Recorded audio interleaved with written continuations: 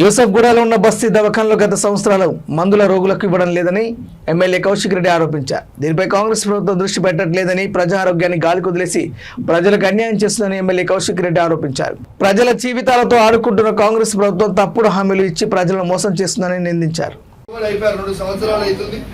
2 సంవత్సరాల నుంచి కనీసం మెడిసిన్స్ వాడటం ఉండరా అంటే ఎంత అద్భుతంగా నడుస్తుందో ఒకసారి మీరు చూడండి. దయచేసి ఇట్లాంటి అన్ని ఇవ్వకుండా మరి,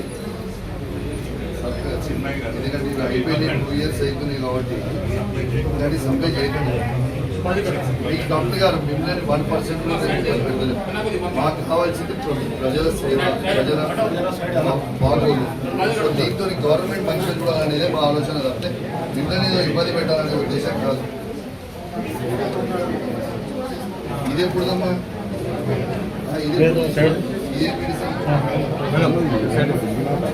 ఇదిగోండి, ఇది కూడా యాంటీబయాటిక్స్ చూడండి.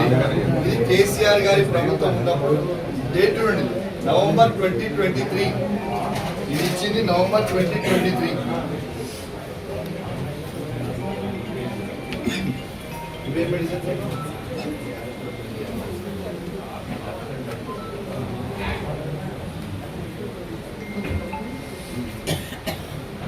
అయితే మరి కేంద్ర ప్రభుత్వం రాష్ట్ర రెండు చేయాలి కదా ప్రజలకు. ఆయుష్మాన్ భారత్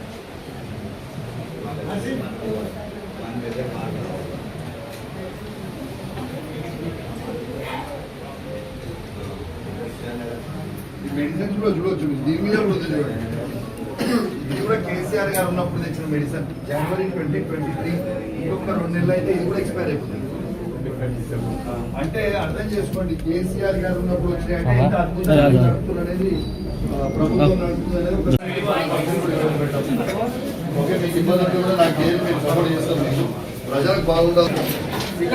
ఒకసారి ఆ పైన చూపి మెయింటెనెన్స్ చూడండి. అక్కడ పైన చూడు, పిక్చర్ ఉండిపోతుంది. ఇక పరిస్థితి చూడండి, గట్టిగా వర్షం పడితే నీళ్ళు కూడా లోపలికి వస్తున్నట్టు హాస్పిటల్ పరిస్థితి చూడండి.